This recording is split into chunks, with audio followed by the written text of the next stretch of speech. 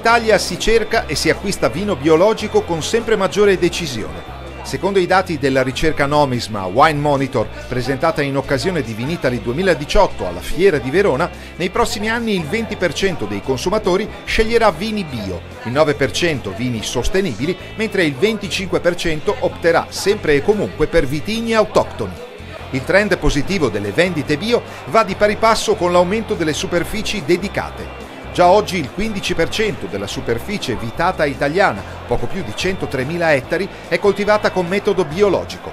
Una tendenza che non si smentisce neppure in Veneto, dove una ricerca di Veneto Agricoltura dimostra come dai 1.400 ettari del 2008 si è passati ai quasi 4.500 del 2016. Il biologico è già un elemento molto importante delle culture vitivinicole venete. Pensate che negli ultimi 3 anni è cresciuto, solo negli ultimi 3 anni, del 165%, quindi la crescita, l'attenzione del biologico è sicuramente molto importante. Veneto Agricoltura ovviamente deve dare supporto, attenzione, aiutare la sperimentazione, i produttori, perché fare biologico ha anche delle criticità, ha dei costi maggiori, sicuramente ha delle rese che possono essere inferiori, però i risultati meritano tutta l'attenzione. E ci sono aziende che hanno scommesso su questa filosofia produttiva già 30 anni prima, quando di biologico si parlava davvero poco. Siamo stati i pionieri nei vini senza solfiti, siamo stati i pionieri nel certificare totalmente l'azienda al vino vegano.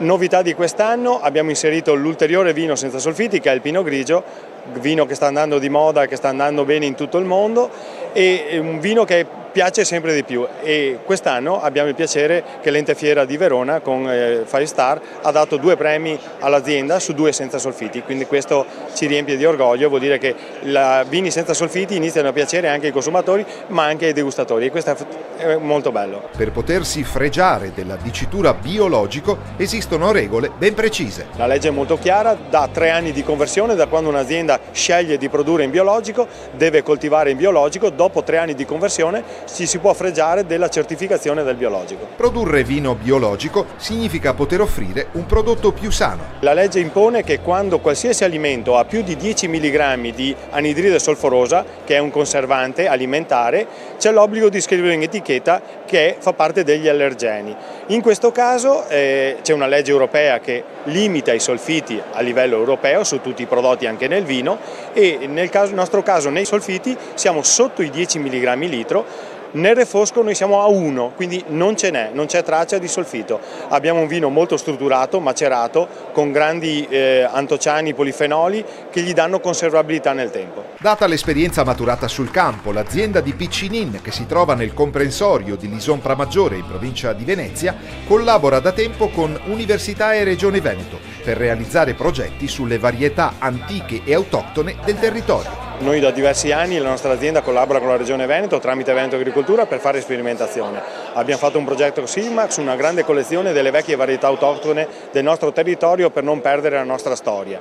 Da 4 anni abbiamo aderito e cofinanziato un bellissimo progetto sui vitigni resistenti. Questi 9 vitigni ottenuti per incrocio, ieri la Regione li ha presentati, e questo è il massimo del biologico. Noi abbiamo registrato oltre il biologico perché questo sarà il futuro della viticoltura. Vitigni ottenuti per incrocio, per impollinazione, che non si ammalano per la Peronospora e l'oidio, quindi hanno bisogno di pochi o quasi nulli trattamenti antiprassitari.